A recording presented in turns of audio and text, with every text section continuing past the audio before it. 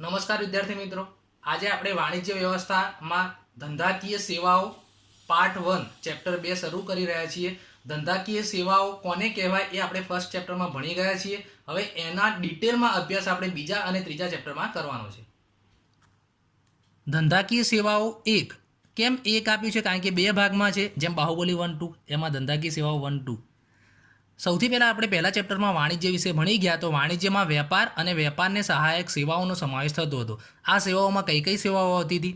વીમો, ટપાલ સેવા, વખાર, વાહન વ્યવહાર અને બેંક. આ બધી સેવાઓનો સમાવેશ તમારે આ સેવાઓમાં થતો હતો. એમાંથી વીમો, ટપાલ સેવા, વખાર અને વાહન વ્યવહાર, આ જે ચાર સેવાઓ છે, આ ચાર સેવાઓનો અભ્યાસ આપણે ચેપ્ટર 2માં કરવાનો છે અને બેંક વિશે આપણે ચેપ્ટર 3માં અભ્યાસ કરીશું. એમાંથી આપણે આજે વીમા વિશે શરૂ કરીએ તો વીમાનો અર્થ આજે આપણે સમજીશું અને વીમાના સિદ્ધાંતોનો અભ્યાસ આજે આપણે કરીશું.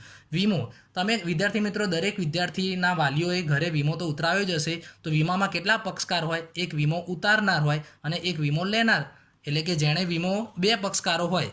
વીમામાં કેટલા પક્ષકાર હોય? બે પક્ષકાર. જેમ કે તમે એલઆઈસીમાં ઉતરાવ્યો છે તો એક એલઆઈસી અને એક તમે પોતે, એટલે વીમામાં બે પક્ષકારો વચ્ચેનો લેખિત કરાર હોય કે નહીં? એ લેખિત કરાર તમારા ઘરે કયા નામે ઓળખાય છે? તમારા ઘરે પડી બી હશે, એની પોલિસી કહેવામાં આવે છે. તો વીમો એ બે પક્ષકારો વચ્ચેનો એવો લેખિત કરાર કે જે દ્વારા વીમો લેનાર, એટલે કે આપણે શું ભરીએ છીએ? દર મહિને, 3 મહિને, 6 મહિને જેટલી મુદત નક્કી કરી હોય અને જેટલા રૂપિયા નક્કી કર્યા હોય, એટલે કે પ્રીમિયમની રકમ, આપણે પ્રીમિયમની રકમ ભરીએ છીએ.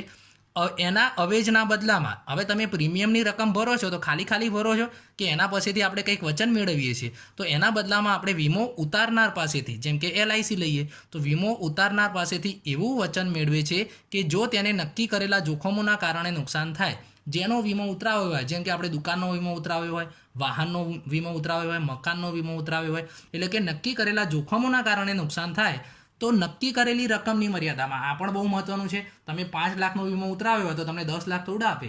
એટલે નક્કી કરેલી રકમની મર્યાદામાં અને નક્કી કરેલી ગણતરી પ્રમાણે કેટલું નુકસાન થયું છે એની ગણતરી પણ કરશે. તો એ ગણતરી પ્રમાણે આર્થિક નુકસાન ભરપાઈ કરી આપવામાં આવશે. આવો એક લેખિત કરાર છે. એ લેખિત કરારમાં શું કરવાનું હોય? તો આપણે વીમો લીધો છે તો આપણે શું કરવાનું હોય? પ્રીમિયમ ભરવાનું હોય. એના બદલામાં આપણે વીમા કંપની પાસેથી એવું વચન મેળવીએ છીએ કે નક્કી કરેલી જોખમો સામે નક્કી કરેલી રકમની મર્યાદામાં આપણને નુકસાન ભરપાઈ કરી આપે.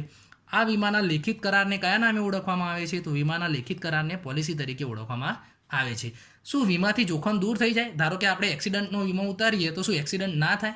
એવું નથી થતું. વીમાથી કોઈ દિવસ જોખમ દૂર ના થાય. વીમો જોખમ દૂર કરતો નથી, પરંતુ જોખમથી પેદા થતા આર્થિક નુકસાનનું વળતર આપે છે. ધારો કે વ્હીકલનો વીમો ઉતરાવ્યો આપણે, તો વ્હીકલનો એક્સિડન્ટ તો થાય, એક્સિડન્ટ ના થાય એવું નહીં, પરંતુ એ જો એક્સિડન્ટ થયો તો એનાથી આપણને જે આર્થિક નુકસાન થયું, એટલે કે વ્હીકલને જે નુકસાન થયું એ નુકસાનનું એ વળતર આપે છે. વીમાના સિદ્ધાંતો, સૌથી પહેલાં તો વીમાના 4 સિદ્ધાંતોના નામ યાદ રાખવાના છે અને પછી એમાંથી સરળતાથી તમને ઉદાહરણ દ્વારા સમજાવું તો ખબર પડી જશે. વીમામાં પહેલો સિદ્ધાંત છે સંપૂર્ણ ભરોસાનો સિદ્ધાંત. બીજો છે નુકસાન વળતરનો સિદ્ધાંત. ત્રીજો છે વીમા યોગ્ય હિતનો સિદ્ધાંત અને ચોથો છે હક બદલાનો સિદ્ધાંત. 4 નામ પહેલાં તૈયાર કરજો. સંપૂર્ણ ભરોસાનો સિદ્ધાંત એટલે શું? તો વિદ્યાર્થી મિત્રો, એક વસ્તુ સમજો કે વીમાનો કરાર છે એ નફો મેળવવા માટેનો હેતુ નથી. વીમા કરારનો હેતુ કોઈ દિવસ નફો મેળવવાનો હોતો નથી. એ નુકસાનનું આર્થિક વળતર મેળવવાનો હેતુ છે.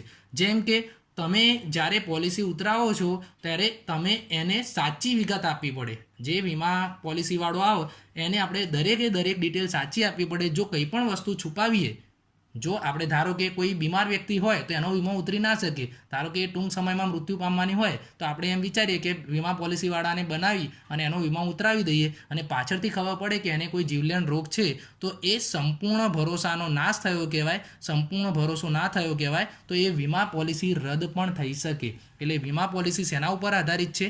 સંપૂર્ણ ભરોસા ઉપર આધારિત છે. એટલે આ સંપૂર્ણ ભરોસાનો સિદ્ધાંત સમજાવે છે. બંને બાજુ ભરોસો હોવો જોઈએ. જો ભરોસાનો ભંગ થાય તો આ વીમા કરાર શું થઈ જાય? રદ થઈ જાય. બીજો છે નુકસાન વળતરનો સિદ્ધાંત.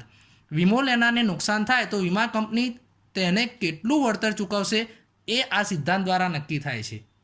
જો વીમો લેનારને નુકસાન થાય તો વીમા કંપની એને કેટલા રૂપિયા વળતર ચૂકવશે એ આ નુકસાન વળતરના સિદ્ધાંત દ્વારા નક્કી થાય. એક ખાસ ધ્યાન રાખજો કે નુકસાન વળતરનો સિદ્ધાંત એ જિંદગીના વીમાને લાગુ પડતો નથી, કારણ કે જિંદગીના વીમાને કેમ લાગુ પડતો નથી? દરેકને પોતાની લાઈફની વેલ્યુ ડિસાઇડ જાતે કરી શકે છે. જેમ કે મારી લાઈફ છે તો હું એમ વિચારું કે 5 કરોડ રૂપિયા આંકું તો હું 5 કરોડનો વીમો પણ ઉતારી શકું, કોઈ 100 કરોડનો પણ ઉતારી શકે. એટલે જિંદગીના વીમાને આ સિદ્ધાંત લાગુ પડતો નથી. બાકી બધી વસ્તુઓના વીમાને આ સિદ્ધાંત લાગુ પડે છે.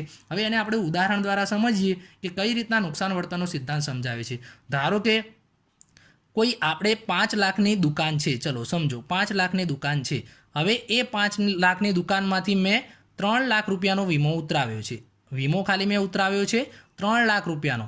હવે એ દુકાનમાં કોઈ કારણસર આગ લાગી અને દુકાન આખી સળગી ગઈ, તો શું વીમા કંપની મને 5 લાખ રૂપિયા આપશે? દુકાન તો 5 લાખ રૂપિયાની છે, તો શું વીમા કંપની 5 લાખ રૂપિયા આપશે? ના. તો વીમા કંપની મને કેટલા રૂપિયા આપશે?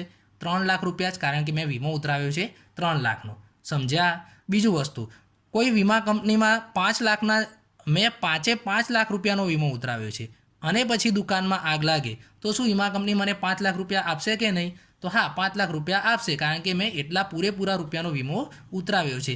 એટલે કોઈ દિવસ આમાંથી તમને નફો ના મળે. તમે એવું વિચારતા હોય કે આપણા દુકાનમાં 10,000 રૂપિયાનું નુકસાન થયું છે અને વીમા કંપનીવાળાને એમ બતાવીએ કે લાખ રૂપિયાનું નુકસાન થયું, તો આપણને લાખ રૂપિયા આપે નહીં, આપણને નફો મળે નહીં. પહેલાં એ આવીને ચેક કરી જાય કેટલા રૂપિયાનું નુકસાન થયું છે અને એટલા રૂપિયાનું જ વળતર આપે. એટલે નુકસાનનું જ વળતર આપે, કોઈ દિવસ નફો આમાં મળશે નહીં.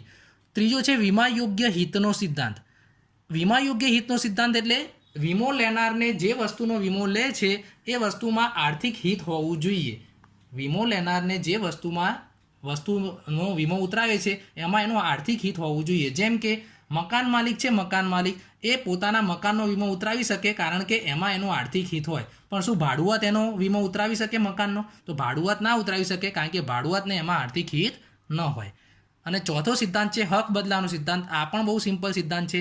ધારો કે તમારે ચંપલની દુકાન છે અને એમાં તમારે આગ લાગી અને નુકસાન થયું, તો એ નુકસાન થયેલા જે ચંપલ છે તે નુકસાન થયેલા ચંપલ તમને નહીં મળે, એ વીમા કંપની લઈ જશે, તમને રૂપિયા આપશે. જેમ કે વ્હીકલનો વીમો ઉતરાવ્યો છે, તો વ્હીકલમાં આગ લાગી અને એને નુકસાન થયું, તો એના બદલામાં વીમા કંપની તમને પૈસા આપે છે. તો એ વ્હીકલનો જે ભંગાર છે એ ભંગાર કોના માલિકીનો થઈ જશે? હવે કંપનીનો. એટલે કે જે વસ્તુનો વીમો હોય તે નાશ પામે ત્યારે વીમા કંપની વળતર ચૂકવે, જ્યારે એ વળતર ચૂકવે ત્યારે જે નાશ પામેલી વસ્તુનો હક વીમા કંપનીનો બને છે. તેના ઉપર હવે મૂળ માલિકનો કોઈ હક રહેતો નથી. આ બાબતમાં પણ જિંદગીના વીમાને લાગુ પડતી નથી. આ સમજીએ કે કોઈ માણસ મૃત્યુ પામ્યો હોય તો એ કંઈ કંપનીની માલિકીનો ના થઈ જાય. એટલે કે જિંદગીના વીમાને હક બદલાનો સિદ્ધાંત અને નુકસાન વળતરનો સિદ્ધાંત, આ બંને સિદ્ધાંત જિંદગીના વીમાને લાગુ પડતા નથી.